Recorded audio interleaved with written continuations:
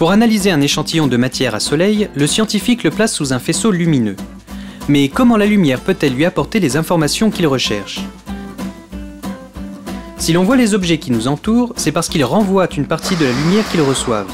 Nos yeux détectent cette lumière renvoyée. La matière ne renvoie pas toute la lumière, elle en absorbe aussi une partie.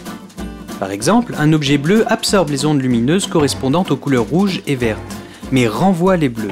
Essayez d'éclairer un objet bleu avec une lumière rouge. Il ne peut renvoyer que la lumière bleue, or la lumière rouge n'en contient pas. L'objet va donc apparaître noir.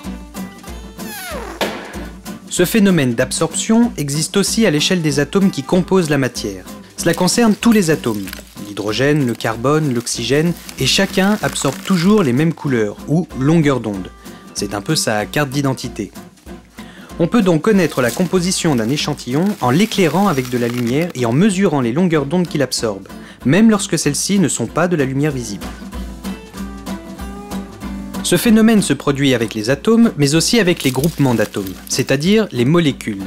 Et si, en plus, on utilise un microscope pour regarder quelles longueurs d'onde sont absorbées par les différentes parties de l'échantillon étudié, on peut savoir dans quelle zone se trouve telle ou telle molécule, et élaborer une véritable carte.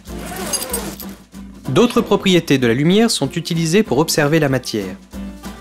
Par exemple, on peut connaître la position des différents atomes les uns par rapport aux autres en utilisant une méthode appelée la diffraction des rayons X.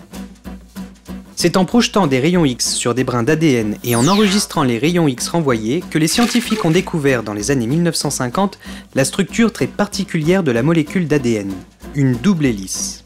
Cette méthode est encore largement employée aujourd'hui, notamment à soleil, pour étudier des échantillons toujours plus complexes. Grâce à elle, on peut par exemple connaître exactement la structure des molécules constituant l'enveloppe d'un virus. Les chercheurs sont alors capables de fabriquer des médicaments efficaces contre ce virus en particulier. La lumière peut révéler encore bien d'autres informations sur la matière, surtout lorsque cette lumière est très intense, focalisée en faisceaux très fins et possède encore d'autres qualités, comme au synchrotron soleil.